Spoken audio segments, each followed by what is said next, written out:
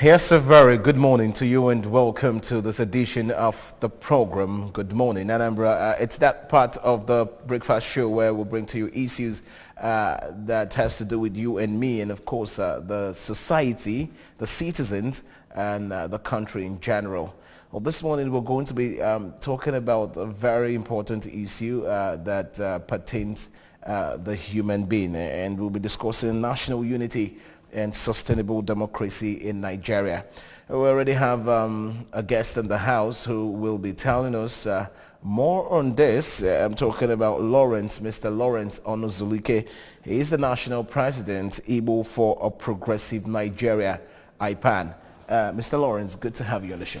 Yeah, I'm glad to be here. Yes, thank you very much for joining us. We will be looking critically and deeply on the topic, national unity and sustainable democracy in Nigeria. Quickly, before we get into the topic proper, Igbo for Progressive Nigeria, IPAN, as the national president, what is it all about? What do you people do? We came together to form the group because we felt like a lot is going wrong, especially in Igbo land. There's a lot of anger, a lot of hatred, a lot of bigotry. Igbos, we are not like this before. We used to love peace. We used to dialogue. We used to do things right. But we felt that the youths are being led astray. The youths are becoming like, when there is dead body on the street, the youth will be celebrating. It's not like us.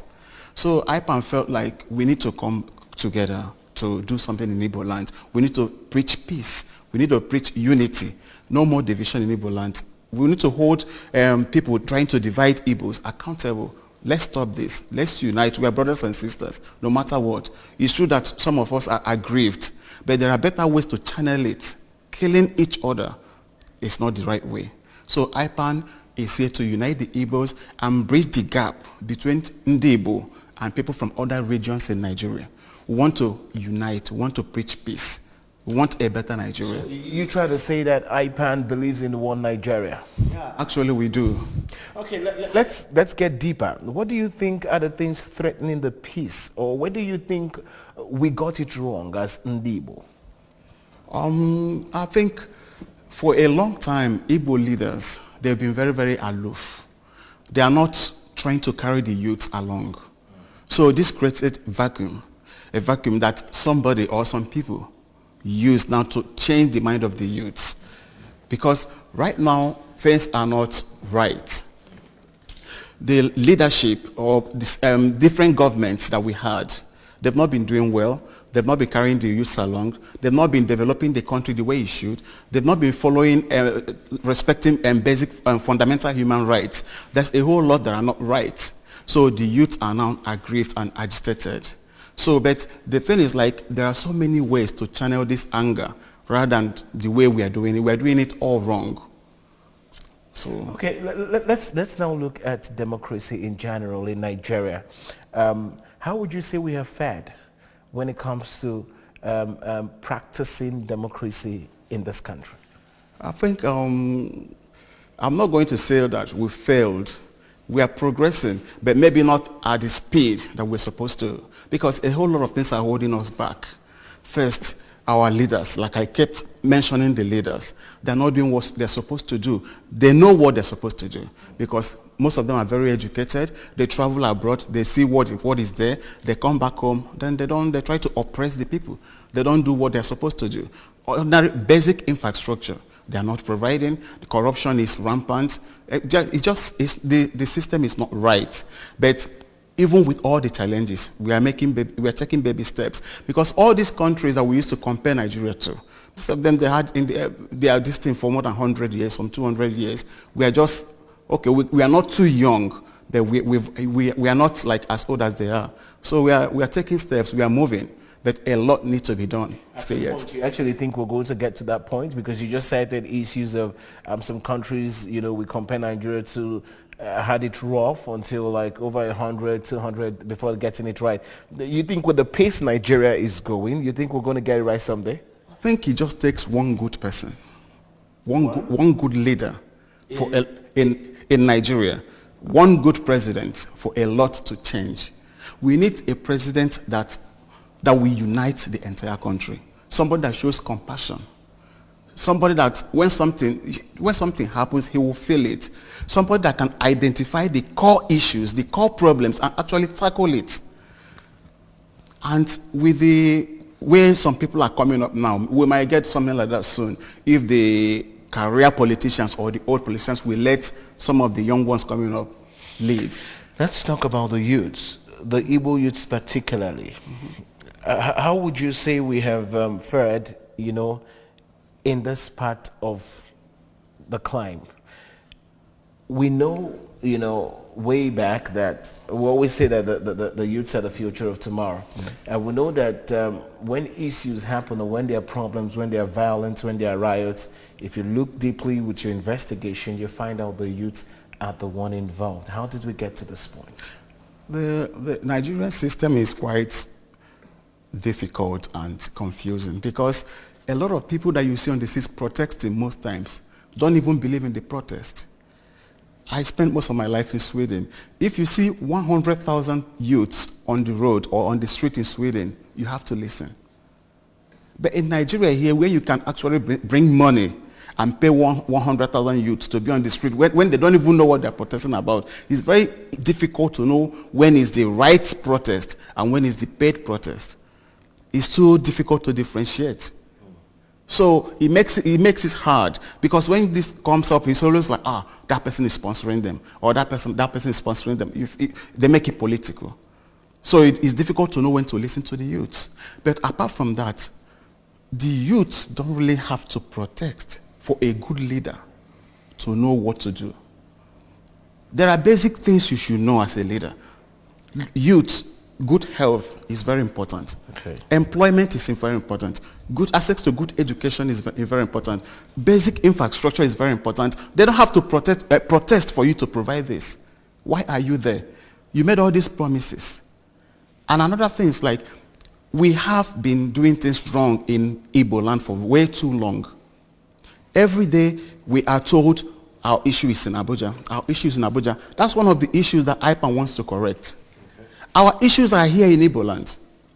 All our leaders are Igbo. There is no Hausa man that is governor in Igbo land. And there is no Yoruba man that is local government chairman in Igbo land. We are being led by the Igbos. They should stop telling us our issue is in Abuja. They should fix Igbo land. We have leaders here. We have IGR, we have monthly allocations, we have all sorts of income. Let's build our zone. If we keep on looting what we're supposed to use to help our place and we keep on telling our youth, Abuja is our problem, Abuja is our problem, it's very wrong. We're not doing it right. When you go to other states, you will be like, are they not in Nigeria? Is Abuja doing something special for them? No. It's the governors, it's the leaders, the senators, the people that we elected. They should come together to develop Igbo land. They have the capacity to do this. So we can't keep saying Abuja every day. All our youths today believe that Abuja is the reason why they are not eating. Abuja is the reason why they don't have jobs. No.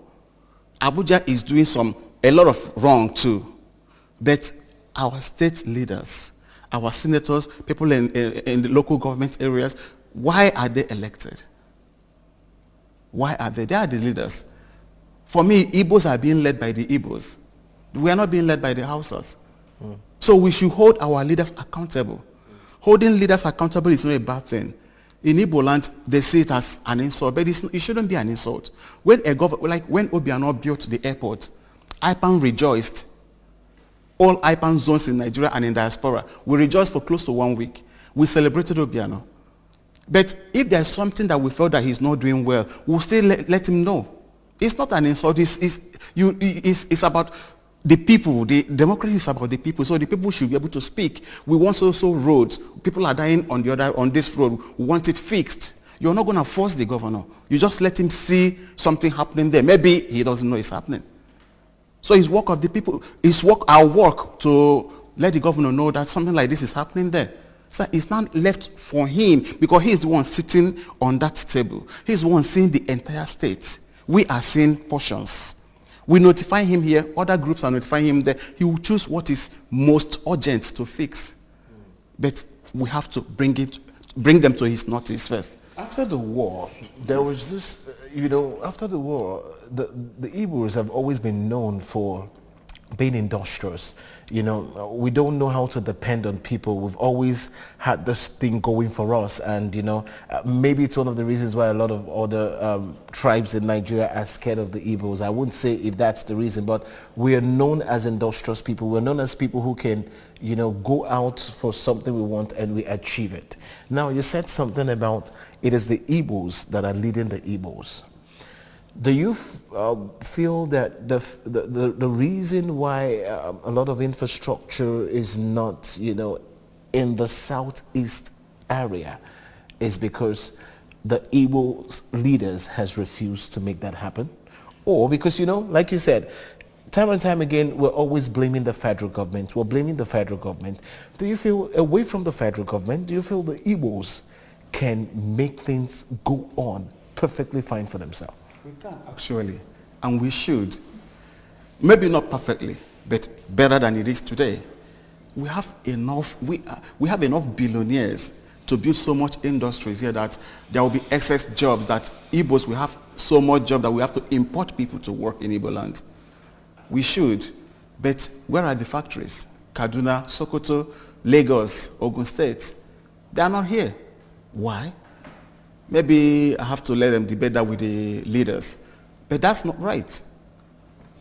So what do you think will be responsible for why? Because I think you have a point there. You see, some of the rich people, like you mentioned, I was discussing with a friend a few days ago, and we're debating on how those rich musicians have a lot of expensive houses in Lagos, and he mentioned the likes of P Square and Don Jazzy and a whole lot having massive mansions in Lagos, and not like that. We know P Square, for instance, is from Anambra State, and we don't know if such mansion they actually have on the Banana Island in Lagos is here in Anambra. But what do you think is responsible for why we, Ndibo, goes out to build massive infrastructure in the lands of other people?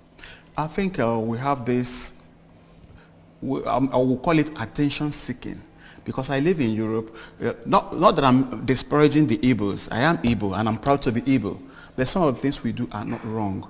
Even in Germany, Igbo, they're having issues with many other people, even Germans. In Malaysia, in South Africa, it's everywhere. It's not just about in Nigeria. So when they say that we have issues in the north, I laugh. This is us. We like to dominate where we go. And when you try to dominate, you have to be smart about it. If you find out that your domination is causing issue, you know how to tone down. But we don't know how to tone down. It's causing us issues all over the world, not just with the Fulanis or anybody. So I think they like to be noticed.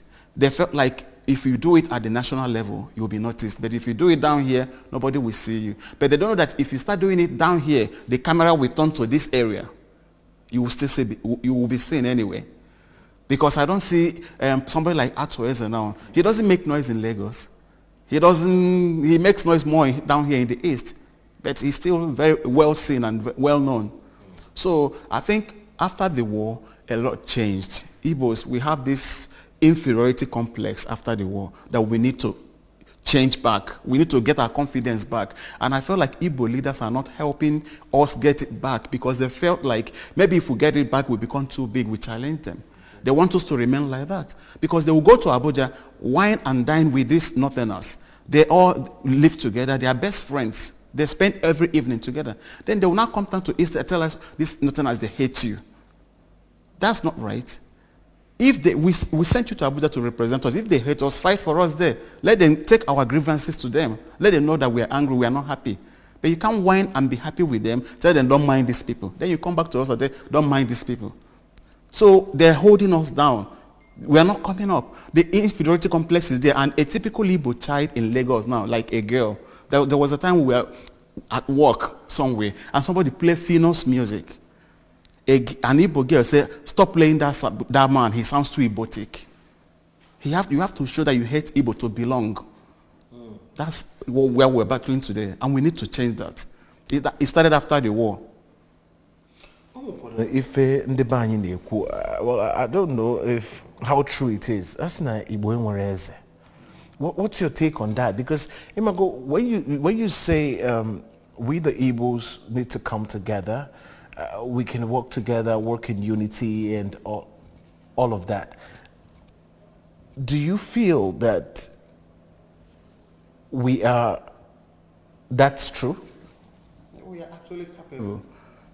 We are, if we want to. Because I said something that relates to that. I said that we like to dominate. That's why we have issue coexisting. Even ordinary PG in a small town, people have to die just to elect a PG because the power tussle is much. Igwe, most towns in Igbo land, they don't even have Igwe now. Maybe after 10 years, after a long battle, they will have one. Because we like to dominate. Nobody wants the other person to rule over him or her. So we carry this everywhere. But that's why I'm saying, like, to dominate is not bad. But you have to be smart about it. When it starts leading to that, when it starts causing serious troubles, you listen. You tone down. You look for other ways. But we don't do it. If you go to a US today, if there's a noisy neighbor that plays music on his porch or Bugatti that disturbs the whole entire area, check. The person will come from Igbo land. We work hard. We make money. We enjoy the money. But when our domination leads to issues or troubles, we need to tone down. So the field to dominate is leading us not to be able to agree on anything we are doing. These people want to rule. These people want to rule. That person wants to rule. There's always a tussle. So you think at some point in life, the Igbos would, do you think we would be able to come down from that high horse, where we can actually tolerate ourselves? We can. It's just enlightenment. When you look at so many, there are so many countries that are worse than Nigeria, but they started preaching. They started educating. IPAN is doing online almost every day. IPAN is teaching. IPAN is educating. Enlightenment. When we started, we were told that, you can't come down to Igbo land. You can't come to Igbo land and say this, they will kill you. But today, our women marched in Awka and crowd came out. When they see the banner, stop trying to divide Igbo land, everybody was hailing the women. They supported. The same people you said that can never come to Biafra land or Igbo land to speak are in Igbo land. And they are well accepted. Because the truth is very important.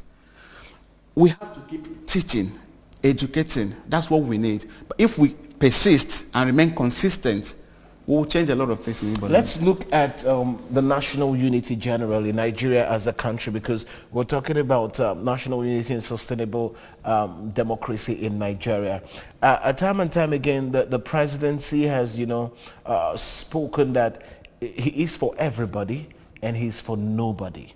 With the state of things in Nigeria, are we faring well when it comes to national unity?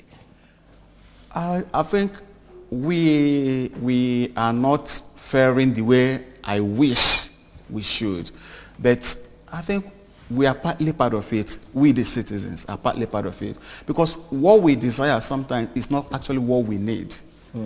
They say that to be a good leader, when you enter the seat, choose a few things and do them well. When you leave, the next person will come, choose another few things and do them well. Don't try to carry so much and end up doing nothing. Okay. So I felt like this administration came in well. Because immediately they came in, the first thing they did was to pay bailout funds to states. Because they came in when Nigeria was like aground. I was in Lagos, I came to Nigeria, then I remember buying 1 liter of fuel, 5,000 naira. There was no fuel anywhere. And then the same fuel damaged my car because they used to mix water with them. Banks were sending us messages, text messages that they will close by 12 noon because there's no more diesel to power generator. That was when this government came in. No salaries were paid. So he started by giving bailout funds to states, including states in the southeast. Then he chose infrastructures, which is how to know somebody that came to come to work. If you come to work, you choose one or two things, you do them well. And he started working on infrastructures and fighting corruption, and suddenly a whole lot erupted in the country. People say, appointment is not right, this is not right, this is not right. He started with that appointment. At one point, I listened because I like to listen to every angle before I make my debate. So the appointments are okay. You should appoint so that to show unity. But then I looked at the previous times when we had all the appointments, like in this Enugu airport that this federal government fixed. It was the worst airport in Nigeria. The runway was bad, very, very bad. But then we Igbo, we have 3 ministers of aviation. And nobody fixed it. Then we had a northern person, and he fixed it. So sometimes I feel like maybe it's not just the appointment.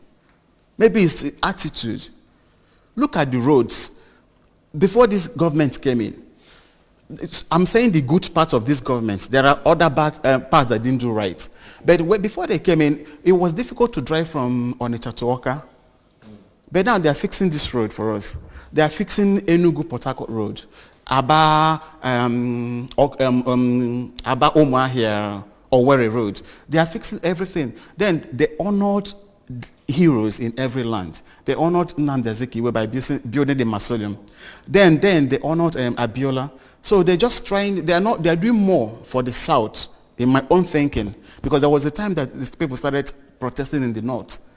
Are you only Southern president? Why are you not doing something in the North? So I felt like they came in to make the Southeast and Southwest feel accepted.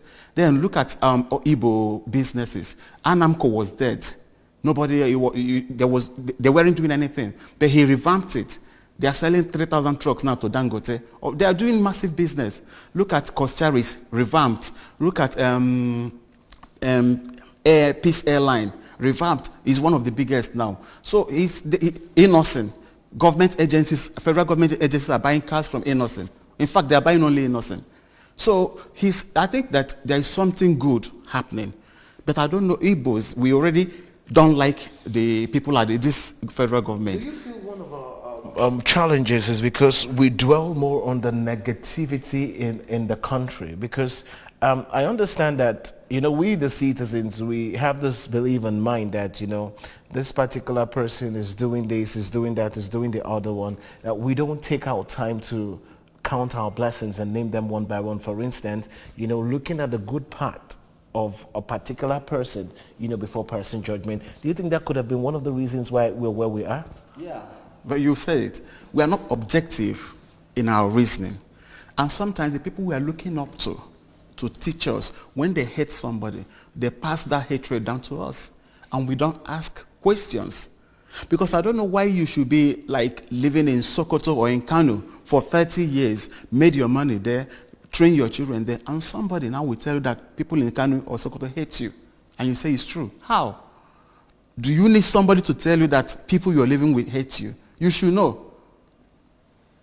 So there's a whole lot of things not right in the way we reason. It feels like we keep on provoking hatred against us. We keep on provoking self-destruction. We keep doing what we're not supposed to do. Because somebody, look at Second Niger Bridge. It's being done. And when you look at the quality of the job being done there, you know that they meant well for us. But somebody will say that we don't want Second Niger Bridge as long as it's coming from this. Yes, why? Why the hatred? I used to sit down we used to do a lot of enlightenment and teaching. You don't have to just hate blindly. You have to have reasons to hate. Why? You can't give me one reason. Why would you say you don't want this road they're building? Okay, now they commissioned this Anako, Enugu, to start going to Enugu through Anako. And they're working on it. And you say you don't want it as long as it's coming from here. You don't want, why would you reject good things? You're agitating to live good because you have reasons to. But now, if you leave tomorrow, will anybody take the Second Niger Bridge? No, it still belongs to us. The road, Enugu-Onitsha road, still belongs to us. The airport belongs to us. Why are you now against all this thing being fixed? It doesn't make sense to me. Our reasoning sometimes is confusing. I want Ndi Igbo, please, let's always align with people that love Igbo people. We followed a particular person for 20 years and the person did nothing for Igbo land. And the funny thing is, like, the person we are following is the same person, is from the same place with the person we are hating. You said that people that say that Buhari is working are Fulani slaves. But you're following Atiku. Atiku is Fulani. You said that people that doing this are licking Muslim people, this and this, so that, but Atiku is Muslim. Everything you're saying, you just like, we are confused. Well, I think I'm going to concur with you when you talk about we lack being objective, because I understand the former president, which was President Goodluck Jonathan, was the president, and it looked like he wasn't good for the people. You know, according to Nigerians, because at the election they had to show it that, see, we don't want you, leave. And that was when Buhari came in. And now Buhari is here, and the citizens are still crying foul. So who basically would actually come to power and who tend to appreciate. Now, there's this question I want to ask you. Do you think that the Igbos are the problems of themselves? Igbos, we are the problems How? of ourselves, because we are making it very, very difficult to live together with ourselves and with other people. Because when you look at what Igbos have achieved in this country, when we want to cry for us that we are being marginalized, we have to consider other people. Because we've ruled this country twice, based on my own knowledge. We have Azikiwe that they call ceremonial president, but in history remains that he was a president. Then we have Agui Ironsi. Most people, they've not had that opportunity. So in this dispensation now from 1999, I still want Igbo person to lead Nigeria. It's very, very important for unity of this country. But the way we are going about it is very wrong. You can't sit at home, hate the whole Nigeria, then 6 months to election, you come out and start threatening, if you don't give me Nigeria presidency, I will leave. Even the Buhari person that they say is a bigot, a person that hates Igbo, he ran twice with an Igbo person as the deputy, because he knows the value of building alliance. Igbo people that wants to lead this country must build alliances. We must meet and unite, have partnership with other people in this zone. We can't do it on our own. No group, no area in Nigeria can do it on their own. So Igbos, I don't know if I should call it hatred. There's something that we keep on talking about negative. I was in one WhatsApp group. I have to leave. The only thing they post there is bad things being done to the Igbos. They've never posted anything that will progress the Igbo youth in the place. No ideas, no business plans, nothing. It's always about this. Somebody will sit at home and say, Fulani people are trying to enter from Benue now. They will kill. Their plan is to kill 1 million people, 1,000 people, this and that. Igbo people should arm themselves. That's all they post there. How can you survive with those kind of news? How can you grow? And the place was filled up with young people. I have to leave the place because I can't grow with those kind of news. Show me good parts of Nigeria where I can grow. And another mistake we are making is like, one Nigerian person will go to China, bring 10, 20, 30 containers, come down to a market here. Within 2 weeks, he's planning to go back to China to bring another one. You'll be wondering how. Because people from Kano came, people from Sokoto came, people from Lagos came, people from Benin came to buy. If we finally leave this country with like this small place, we should be struggling to sell one container. I was going through the papers sometimes this week where one of the top men in the north and the northern part of the country says if Nigeria breaks up, that the Igbo people will suffer more. What's your take on that statement? Because a lot of Ndibo believes that if anything happens and the country breaks up where everybody has to go their separate ways, that Ndibo would do very well because we are quite industrious and all of that. What's your take? You believe that too? I believe that we're not going to fare very well because right now we already have Biafra and we're not doing well. Like I said in the beginning, we are all our leaders are Igbos. For me, that's Biafra. So we should have used that micro Biafra we have now to show what we will do when we have the country. But see what we are doing. All our senators are Igbos. All our people, reps at House of Reps are Igbos. Local government chairmen are Igbos. Governors are Igbos. So we already have Biafra. We are ruling ourselves and see the results. So what will change? Why are we going to import rulers when we have the country? Is it not the same mindset, the same people? Okay, now some of the reasons people give for this secession issue is like we don't have the same tradition with other people. We don't have the same religion. We don't have the same culture. But in Southeast, do we have? Some places, if I speak my native language now, you will not hear it. We don't have the same cultures in Southeast. We don't have the same exact traditions. We don't have the same exact food. We don't have the same exact things, way of doing things, languages. We don't. So now what's going to happen? In Biafra, we now secede again until each family will now be a country. The topic, unity in diversity, this is what people beg for. Look at EU. They are all okay on their own. But they came together. There are few issues here and there, but the advantage outweighs. The market is huge now in EU. Everything is going, they have more power. Okay, now look at a country with powerful military that sometimes we used to go for missions abroad, our military men. Now suddenly we become this small country with few military men that America will be protecting, like they are protecting all these tiny, tiny countries around the world. From being giant to being nothing. And economically, from being giant to being nothing. It doesn't make sense. It's going to be very, very hard on us. I was going to ask you this personal question. You said you probably lived all your life in Sweden, in Europe, and probably been to some other countries aside from Sweden. What was this drive? What was this drive with you?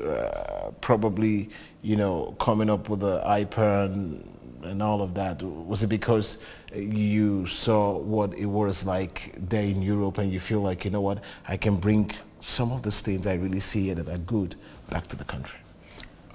I think it starts from my dad. May he so rest in peace. He used to teach his kids to love their country. But then Nigeria wasn't like this then. It was a bit, maybe it was for adults. I was a child, so for me it was fun. So before you go abroad to study in my family, you have to agree that after study you come back. Whatever you learn, you bring it back home. So it starts from our firstborn, just not me. So it's been like that. Then that said, there is this ingrained love for my country. In Sweden, when you're there for like 5 years, you start getting letters in your inbox to come and get their Swedish passports. I refused all the time because I want to use my green passport. I'm very proud of it. If I'm traveling, I'll drop it at the table at the airport. They will check it, turn it upside down. I'll just be there watching them. When you finish, you give me back. You can't do anything to me because it's okay, it's legal. Then I'll pass. I'm proud of my country. And I'm sad by what is going on because Nigeria has the potential to be one of the biggest in the world. And if we have good leaders that can listen to the grievances, ask Igbo people, what are your problems? They say it and you actually, if you can't solve it, make honest attempts at solving it. Let them see that you're actually trying. Ask Ijaw people, what are your issues? Bring Nigeria. If we have leaders like this country will be huge. Let's go back memory lane. It looks as if things has gotten so worse because I remember growing up, life was quite good in the sense of where I lived in Lagos growing up, and the compound I lived, we were Igbo, and my next neighbor was a Yoruba family. My other neighbor was an Urobo family. And we lived for years, for more than 2 decades, more than 3 decades, we lived together. What has gone wrong now that it's so bad that the Igbo people despise the Yorubas despise the Igbos, the Hausas despise the Yorubas or despise the Igbos? What has really gone wrong? I think it's personal interest. Like I said in the beginning, Igbo leaders, they are very aloof. They don't bring the Igbos together. You only see them make statements in the newspapers. You don't see them in real life. When you see them in real life, they are with their retinue of bodyguards just to drive past you. They don't communicate. And this left a very huge vacuum that some people exploited for personal interest. Most of these people hating Yorubas now cannot give you any good reasons for hating them. But based on propaganda, what they've been taught, we used to call it brainwashed. That's what we're trying to clean up from their minds. Most of the Yorubas hating Igbos, they don't have any reason. It's for selfish interest. People found out that they've been left lost by the people that are supposed to take care of them. With little amount of money, you can instigate them. You can tell them to protest. You can tell them to show hatred. You can tell them to go online. There are WhatsApp groups where they breed hatred. A person can come in there, drop 100,000, they share maybe 1,000 to these young people. Go out there, there's somebody that wrote something. Go under the comments and insult the person.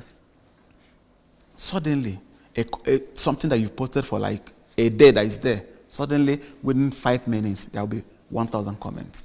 Idiots, this, yeah, slave, this. They don't make, when you listen, you can't see any proper argument. You just insult. So people are using our youths for the wrong reasons. IPAN wants to change this. IPAN wants Igbo leaders to provide jobs for the youths. Engage the youths. People that are busy working, earning good amount of money will not go and start killing people. Okay, you agree with me that, of course, you've heard the story about Dubai. Yes, Dubai is a particular state in the UAE, right? Mm-hmm. And it looks as if right now, a lot of people feel Dubai is a country on its own. Now, you talked about the Southeast governors, or let's say the Southeast leader, be you in the local government wards, be you in the, wherever you are as a leader in the Southeast, that we have not done so well in, uniting our people and, creating a lot of jobs and all of that, to become and make the Igbo people, be what they should be. Looking at the challenges, surrounding Igbo, what more do you think people who are leading here in the Southeast should start doing, to be able to, at least, if they have the belief, like you said, Igbo naturally believes that we're being marginalized in Nigeria. What can we do within this Southeast zone to tell the world that being marginalized or not, we can achieve something? The leaders should stop being aloof. Let me ask you this question. You've heard of Ohaneze worldwide. They're supposed to represent the Igbos. Where is their office? You are Igbo, right? But where is their office? Do you know? No, I don't. That's how bad it is. But they are representing you. But you don't know where their office is because they left you on your own to suffer on your own. But they are being funded to support you. But you don't even know where their office is because they have never done anything that will make you know their office. All they do is to sit in their office inside AC and talk to the newspapers why the Igbos are suffering.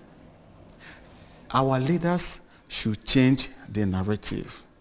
They should stop telling Igbo youths that their problem is in Abuja. They should listen to the problems of Igbo youths, listen to their grievances, and try to solve as much as possible. They should put basic things on ground so that our rich men will start bringing back businesses back home to employ our people. There are things that we can do on our own here. Then we can now collectively fight for our rights in Abuja. But we are not doing the ones that we're supposed to do.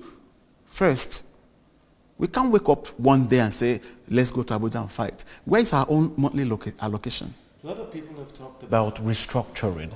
Yes. What is your take on that? Yeah, I support restructuring actually.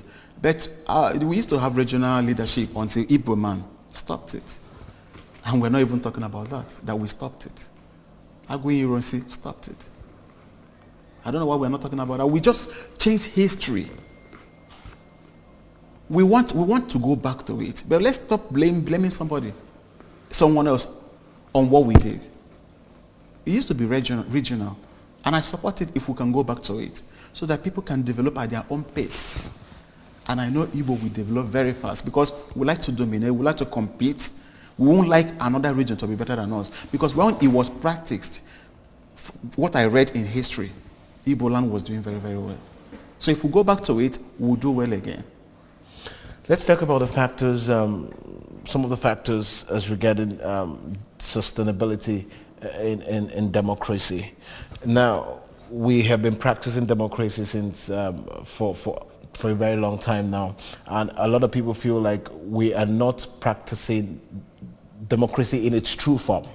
Now, what are some of the factors that we can employ to sustain democracy and, make us do the things we need to do and do them right?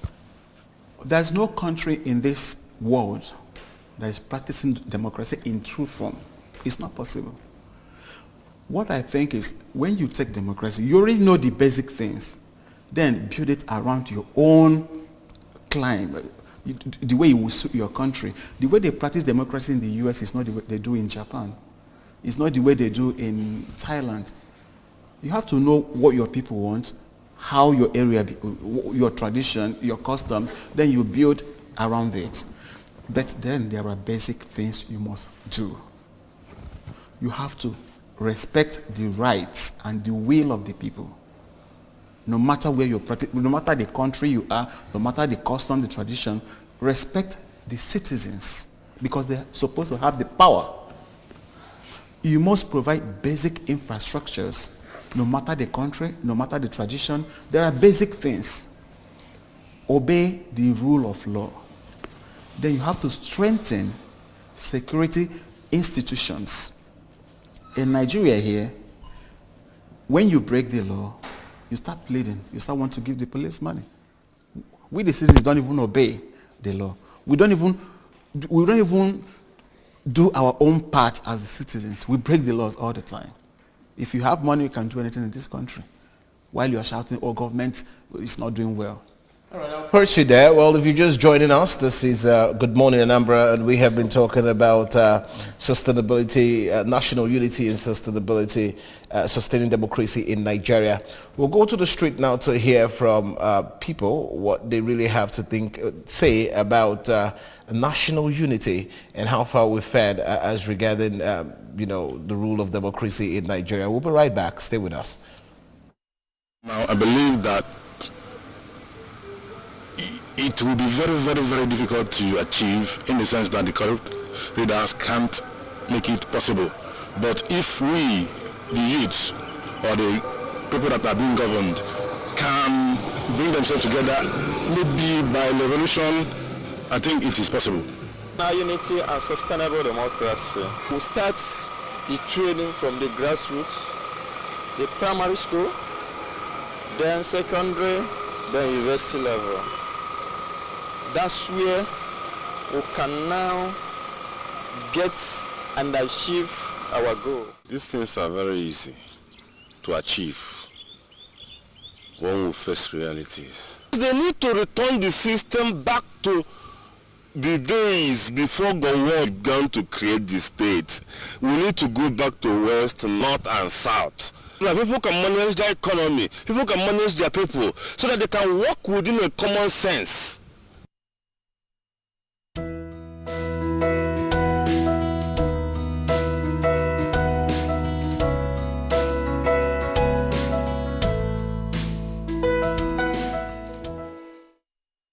To have you back from that street interviews where a lot of people had to bear their mind as regarding national unity. Let me come back to you, Mr. Lawrence. I know growing up, there's this joy when I see 50 naira notes that has the Wazobia, and you get to see this unity in diversity, and a lot of people. I've listened to songs, a lot of musicians, had sang towards that direction, that our greatest gift is this unity in diversity. Like a lot of people from different places coming with their different unique gifts and talents, to make Nigeria what it is. Do you think it's going to be possible for us to go back to what it used to be way back from what is happening now? Yeah, I think we're actually going to get it much better than the way it used to be. Because when you look at America, it's that same unity in diversity. When you go to a hospital in America, you see an African doctor, Chinese doctor, Mexican doctor. In every field, even in the UK, it's the same. So if we can strengthen the security institutions in this country so that people can start obeying the laws, a lot of things will fall into place. I know here now in the country Nigeria, you know, we're always talking about racism. For instance, when we listen to the news and see what happens in the US and some other countries and how they treat black people, let's narrow it down to the Banyandibo. I know, you know, some people feel the fact that you're not from Anambra, you shouldn't be given this job. Some people feel the fact that you're not from Abia State, you shouldn't be given this job.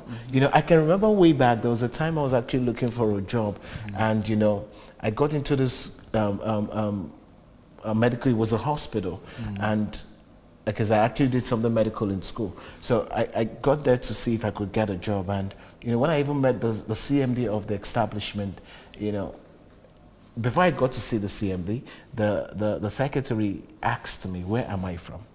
I said, I'm from Abia State. And it was like, okay, you get to see the CMD shortly. But I'll just tell you as my brother that most people being employed here are from this particular state. And you know, at that point, I just lost hope, even if, at the end of the day, I got the job. I did get the job, and you know, I was quite happy. But my question is, away from that, it happens generally in this part of the country, Ndibo, the fact that, you know, from Abia State, you know, from Ebonyi State, you know, from Imo State, you won't be given the job. Where do we go from here? This thing you just narrated now happened long ago.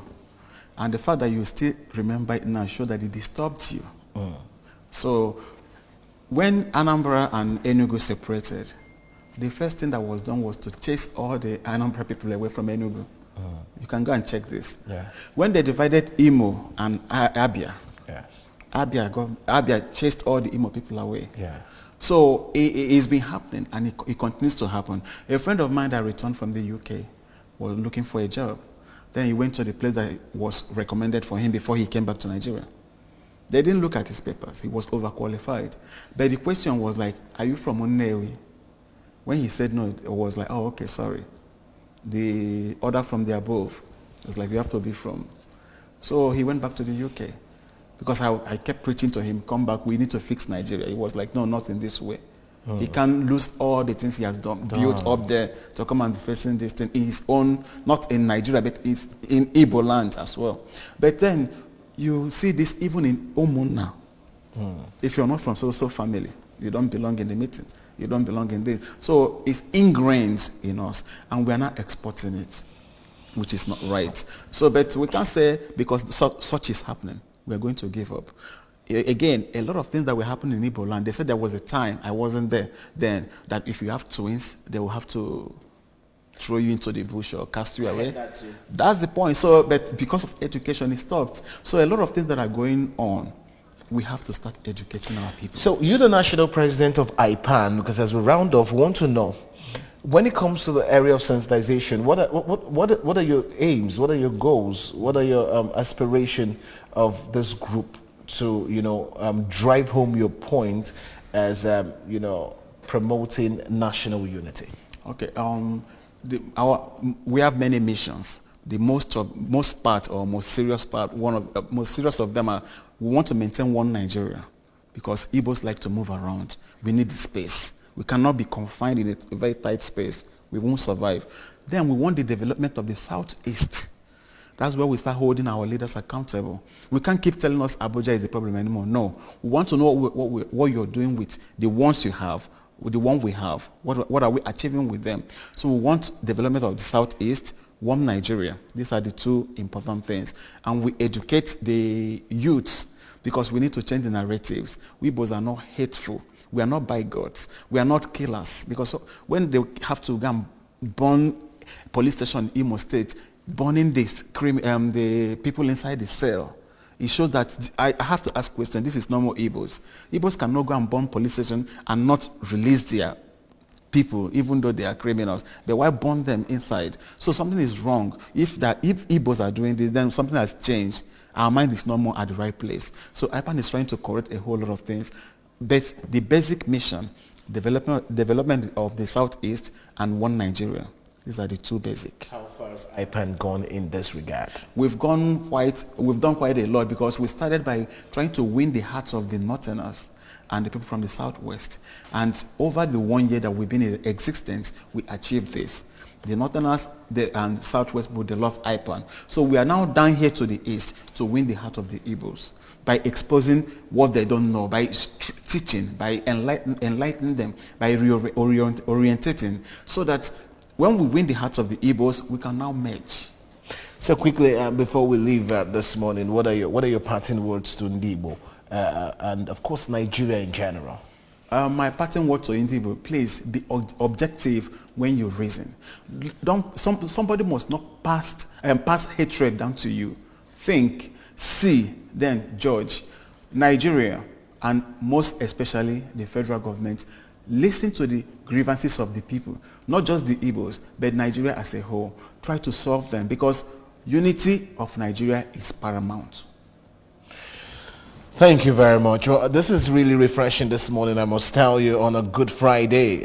When I mean Good Friday, I don't mean that but the Friday is good, and every Friday is always good. But having discussed the topic national unity and, of course, sustainability of democracy in Nigeria, well, you've heard it from the national president of IPAN, Mr. Lawrence Onuzulike, and saying we have to live as one. We have to, go back to what we used to be. We have to love ourselves as brothers. We have to see ourselves as one if we have to make any positive change in the country. This is exactly what we're drawing the curtains on today's edition of the program, Good Morning Anambra. And of course, I want to say a very big thank you to our guest this morning, Mr. Lawrence Onuzulike, who is the National President of Igbo for a Progressive Nigeria, IPAN. Thank you so much for joining us. Thanks very much for having me. All right, until Good Morning Anambra comes your way on Monday, I'm Ebere Ugunna. Good morning.